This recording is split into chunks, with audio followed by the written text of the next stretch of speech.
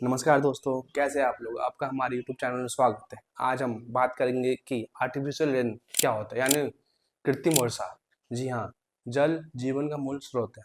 पृथ्वी पर सभी जीवों के अस्तित्व के लिए जल का होना अनिवार्य है, लेकिन आज के दौर में के कई हिस्सों में जल की कमी एक गंभीर समस्या बन चुकी है। जलवायु परिवर्तन, वनों की कटाई, औद्योगिकरण और जनसंख्या वृद्धि के कारण वर्षा का वितरण असमान होता जा रहा है। कहीं पर अत्यधिक वर्षा होती है तो कहीं लंबे समय तक सूखा पड़ जाता है।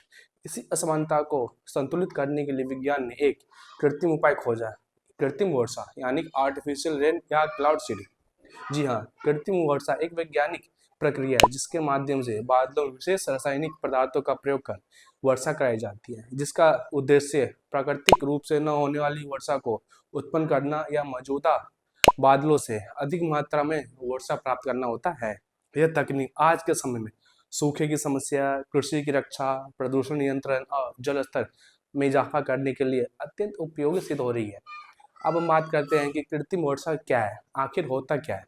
कृत्रिम वर्षा का तात्पर्य ऐसी वर्षा जो प्राकृतिक न होकर वैज्ञानिक तरीके से कराई जाती है। इस प्रक्रिया में वातावरण में उपस्थित बादलों में रासायनिक कण जैसे सिल्वर आयोडाइड, सोडियम क्लोराइड या ड्राई आइस छोड़े जाते हैं। ये कण बादलों के अंदर जलवाष्प को इकट्ठा करके जल की बूंदें बनाते हैं, जो लास्ट में वर्षा के रूप में धरती पर गिरती है। या दूसरे शब्दों में, यह एक मानव निर्मित मौसम परिवर्तन तकनीक है जिसका उद्देश्य है प्राकृतिक बादलों से अधिकतम वर्षा प्राप्त करना। कृत्रिम वर्षा की आवश्यकता क्यों पड़ी, हम इस पे बात करते हैं। भारत जैसे कृषि प्रधान देश में वर्षा का असमान वितरण खेती पर गहरा प्रभाव डालता है। कुछ क्षेत्रों में अत्यधिक वर्षा और कुछ में बिल्कुल सूखा पड़ जाता है। ऐसे में कृत्रिम वर्षा सूखे इलाकों में राहत पहुंचाने का एक कारगर उपाय है। जब प्राकृतिक वर्षा नहीं होती है तब फसलों को पानी की कमी झेलनी पड़ती है। कृत्रिम वर्षा से किसानों को सिंचाई के अतिरिक्त जल उपलब्ध कराया जा सकता है। यानी कि जंगलों में आग लगने की स्थिति में कृत्रिम वर्षा के माध्यम से बारिश कराकर आग बुझाई जा सकती है। बड़ी बड़ी महानगरों बड़े बड़ी महानगरों में बढ़ते प्रदूषण को कम करने के लिए भी कृत्रिम वर्षा का प्रयोग किया जाता है। बारिश से धूल, धुआं, प्रदूषक कण नीचे बैठ जाते हैं। जलाशयों में या तालाब में पानी की कमी पूरा करने के और भूजल स्तर को फिर से नए स्तर पर लाने के लिए यह तकनीक प्रभावी सिद्ध हो सकती है। अब बात करते हैं कि साल 1946 में अमेरिका के वैज्ञानिक विंसेंट शेफर और अर्विंग लैंग्यूमर ने सबसे पहले ड्राई आइस का उपयोग करके बादलों में बर्फ के क्रिस्टल बनाए। इसके परिणाम स्वरूप वर्षा हुई। यह आधुनिक क्लाउड सीडिंग तकनीक की शुरुआत जैसे देशों ने इस तकनीक पर गहन शोध शुरू किया। इसे मौसम नियंत्रण के रूप में भी देखा जाने लगा। अब बात करते हैं कि भारत में कृत्रिम वर्षा या आर्टिफिशियल रेन की शुरुआत कब हुई। भारत में कृत्रिम वर्षा के प्रयोग 1950 के दशक में प्रारंभ हुए, लेकिन गंभीर अनुसंधान 1980 के बाद किया गया। भारतीय मौसम विभाग यानी आईएमडी ने विभिन्न राज्यों में जैसे महाराष्ट्र, कर्नाटक, तमिलनाडु, राजस्थान में ट्रायल प्रोजेक्ट शुरू किए। आज के समय में कृत्रिम वर्षा तकनीक का उपयोग 50 से अधिक देशों में किया जा रहा है, जैसे चीन, अमेरिका, रूस, थाईलैंड, ऑस्ट्रेलिया, इजराइल और भारत।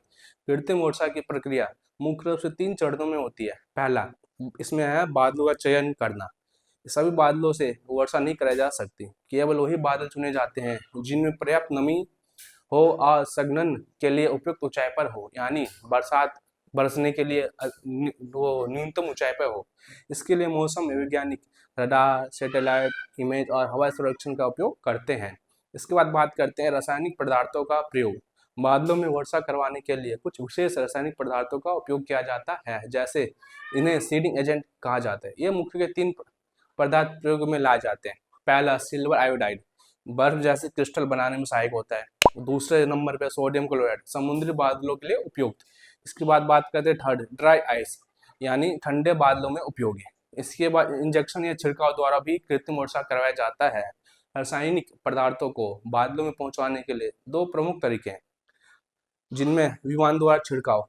विशेष विमानों से ये रसायन पदार्थों के अंदर छोड़े जाते हैं। भूमि आधारित रॉकेट या कुछ देशों में रॉकेट या तोपों से भी सीडिंग एजेंट छोड़े जाते हैं। जब रासायनिक कण बादल मिलते हैं तो जलवाष्प को आकर्षित करते हैं और जल कणों में बदल जाते हैं। धीरे धीरे ये बूंदे भारी होकर नीचे गिरने लगती है, यही कृत्रिम वर्षा कहलाती है। कृत्रिम वर्षा मुख्यतः 3 प्रकार की होती है। पहला, गर्म बादल प्रक्रिया यानी वार्म क्लाउड सीडिंग। इसमें बादलों का तापमान शून्य से ऊपर होता है। सोडियम क्लोराइड जैसे पदार्थों का प्रयोग कर जल कणों को भारी बनाया जाता है। इसके बाद आता है ठंडे बादल प्रक्रिया यानी कोल्ड क्लाउड सीडिंग। इसमें बादलों का तापमान शून्य से नीचे होता है। सिल्वर आयोडाइड जैसे रसायनों का प्रयोग किया जाता है। इसके बाद आता है हाइग्रोस्कोपिक सीडिंग। इससे ऐसे कण छोड़े जाते हैं जो जलवाष्प को आसानी से आकर्षित करते हैं। यह तकनीक समुद्री या तटीय क्षेत्रों के लिए प्रभावी है। अब बात करें कि कृत्रिम वर्षा में उपयोग होने वाली तकनीक है। एरियल सीडिंग, विमान द्वारा बादलों में सीधे रसायन छोड़े जाते हैं। इसके बाद आता है रॉकेट सीडिंग, रॉकेटों या तोपों से रसायनों का बादलों में छोड़ा जाता है। इसके बाद third number ground generator method, भूमि पर विशेष जनरेटर रखे जाते हैं जो गर्म धुएं के साथ रसायन ऊपर भेजते हैं। इसके बाद आता है चौथे नंबर ड्रोन तकनीक। आजकल ड्रोन से भी छोटे पैमाने पर सीडिंग की जा रही है। अब बात करते हैं कि कृत्रिम वर्षा के सफल उदाहरण कहाँ कहाँ किए गए हैं और सफल रहा या नहीं रहा। साल 2008 चीन ओलंपिक, चीन ने बीजिंग ओलंपिक से पहले बादलों को सीड करके बरसात कराई ताकि खेलों के दौरान मौसम साफ रहे। थाईलैंड, थाईलैंड के राजा भूमिबोल अयदुल्लादेज ने रॉयल रेन मेकिंग प्रोजेक्ट शुरू किया जो काफी सफल रहा। उसके बाद थर्ड नंबर पर संयुक्त अरब अमीरात यूएई, रेगिस्तान क्षेत्र में होने के कारण यूएई ने लगातार कृत्रिम वर्षा के प्रयोग किए और कई बार सफल। बात करते हैं चौथे नंबर पे, भारत महाराष्ट्र सरकार ने 2015-19 में सूखा प्रभावित क्षेत्रों में क्लाउड सीडिंग प्रयोग किए। कुछ स्थानों पर सकारात्मक परिणाम मिले। अब हम बात करें कि कृत्रिम वर्षा से जुड़ी चुनौतियां क्या है, क्या हो सकती है। बिना उपयुक्त बादलों के कृत्रिम वर्षा संभव नहीं होती है, या गलत आकलन होने पर भी प्रयास असफल हो सकते हैं। विमानों, रॉकेटों और रसायनों का खर्च बहुत अधिक होता है। आयोडाइड जैसे रसायन पर्यावरण और जीवों पर नकारात्मक प्रभाव डाल सकते हैं। कृत्रिम वर्षा एक आशाजनक तकनीक है जो फ्यूचर में जल संकट से जूझ रहे देशों के लिए एक समाधान बन सकती है, लेकिन इसके लिए वैज्ञानिक दृष्टिकोण और सटीक पूर्वानुमान में और पर्यावरण सावधानी जरूरी है। भारत जैसे कृषि प्रधान देश में वर्षा का महत्व अपार है। लगभग 60% से अधिक भारतीय आबादी या प्रत्यक्ष या अप्रत्यक्ष रूप से खेती पर निर्भर है। यदि वर्षा में असमानता या कमी होती है तो खाद्य सुरक्षा, अर्थव्यवस्था और समाज तीनों पर गहरा असर पड़ता है। इसी समस्या से निपटने के लिए विज्ञान ने कृत्रिम वर्षा की दिशा में कदम आगे किया है। भारत में कृत्रिम वर्षा के प्रयोग कई बार हुए, जिनमें कुछ सफल रहे तो कुछ आंशिक। आइए हम समझेंगे कि भारत ने इस क्षेत्र में क्या प्रयास किए और क्या परिणाम मिले और आगे की चुनौतियां क्या है। साल 1950 के दशक में भारत ने अमेरिका के प्रयोगों से प्रेरित होकर कृत्रिम वर्षा पर काम शुरू किया। Tata institute of fundamental research यानी TIFR और भारतीय मौसम विभाग IMD ने मिलकर महाराष्ट्र के पुणे में और सोलापुर में प्रारंभिक प्रयोग किए। इन प्रयोगों में ड्राई आइस और सिल्वर आयोडाइड का प्रयोग किया गया। परिणाम सीमित लेकिन उत्साहजनक थे, जिससे सरकार ने आगे शोध जारी रखने का निर्णय लिया। साल 1980 के दशक में के बाद भारत ने इस दिशा में अधिक वैज्ञानिक दृष्टिकोण अपनाया। अब बात करते हैं कि राष्ट्रीय भौतिकी प्रयोगशाला इसरो और IMD ने मिलकर क्लाउड सीडिंग तकनीक का मूल्यांकन किया। इस दौरान प्रमुख प्रयोग दक्षिणी राज्यों में किए गए, जैसे कर्नाटक, तमिलनाडु और आंध्र प्रदेश। साल 1993 से 1999 के बीच कर्नाटक सरकार ने मानसून के दौरान लगातार कृत्रिम वर्षा के अभियान चलाए। रिपोर्ट्स के अनुसार वर्षा में 20 से 25% तक वृद्धि दर्ज की गई, हालांकि यह पूरी तरह प्रमाणित नहीं थी। 21वीं सदी में भारत ने तकनीकी रूप से उन्नत तरीकों से क्लाउड सीडिंग की। अब इससे विदेशी कंपनियां उपग्रह निगरानी और ड्रोन तकनीक का भी उपयोग किया जाने लगा। अब बात करें कि महाराष्ट्र का प्रोजेक्ट वर्षा क्या है। 2015 में महाराष्ट्र सरकार ने मराठवाड़ा और लातूर जैसे सूखा प्रभावित क्षेत्रों में कृत्रिम वर्षा का अभियान चलाया। इसमें अमेरिकन कंपनी वेदर मॉडिफिकेशन की मदद ली गई। 2019 तक इस प्रोजेक्ट के कई चरण पूरे हुए। परिणाम, जिन इलाकों में बादल उपयुक्त थे वहां वर्षा में 25 से 30% तक वृद्धि दर्ज की गई। प्रयोग के दौरान विमानों से सिल्वर आयोडाइड का छिड़काव किया गया था। अब बात करें महाराष्ट्र के बाद कर्नाटक में इसका प्रयोग, इसके क्या नतीजे मिले। साल 2017 और 2019 में बेंगलुरु और उसके आसपास इलाकों में कृत्रिम वर्षा कराई गई। उद्देश्य था कि शहर के जलाशयों में पानी स्तर ज्यादा करना, प्रदूषण घटाना, हल्की करना। इलाकों में हल्की वर्षा दर्ज की गई, जिससे नमी और वायु गुणवत्ता में सुधार आया। अब बात करते हैं कि तमिलनाडु आंध्र प्रदेश में कृत्रिम वर्षा के क्या फायदे हुए, क्या नुकसान हुआ। 2003 से 2006 के बीच तमिलनाडु ने कई बार क्लाउड सीडिंग कराई। 2018 में आंध्र प्रदेश में भी मानसून से पहले प्रयोग हुए। इन प्रयोगों ने यह साबित किया कि यदि बादल पर्याप्त नमी वाले हैं तो कृत्रिम वर्षा संभव है। अब बात करें कि राजस्थान और दिल्ली। राजस्थान के पश्चिमी इलाकों जैसे जोधपुर, बाड़मेर में डीआरडीओ ने 2019 में प्रयोग दिल्ली में 2018 में आईआईटी कानपुर और आईएमडी ने प्रदूषण घटाने हेतु क्लाउड सीडिंग की योजना बनाई, परंतु मौसम अनुकूल न होने के कारण यह टल गई। कृत्रिम वर्षा की वैज्ञानिक प्रक्रिया, साइंटिफिक प्रोसेस की बात करें तो कृत्रिम वर्षा क्लाउड सीडिंग कहलाती है, जिसका अर्थ है बादलों में ऐसे सूक्ष्म रासायनिक कण डालना या जलवाष्प को आकर्षित करने, संघनन में इजाफा करने और वर्षा उत्पन्न करने जैसा, जिसमें बादलों की पहचान पहले यह देखा जाता है कि बादल किस ऊंचाई पर है, उनमें कितनी नमी है और वो कितने समय तक सक्रिय रहेंगे। इसके लिए डॉपलर वेदर रडार और सैटेलाइट इमेजिंग का उपयोग किया जाता है। अब बात करें कि सीडिंग एजेंट का चयन कैसे किया जाता है।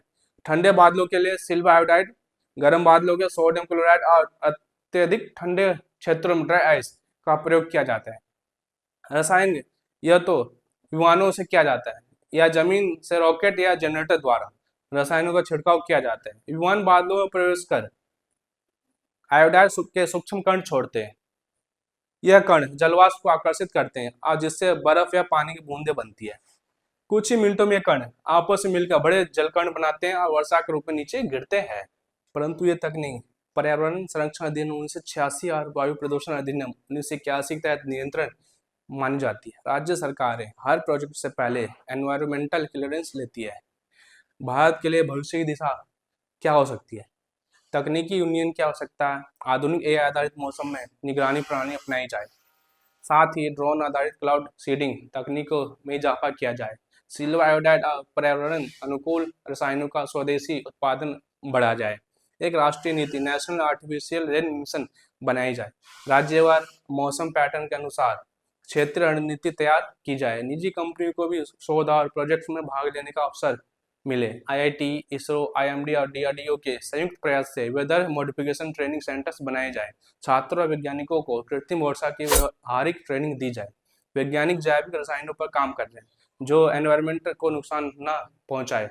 आर्टिफिशियल इंटेलिजेंस से बादलों की पहचान और समय निर्धारण स्वचालित किया जा सकेगा।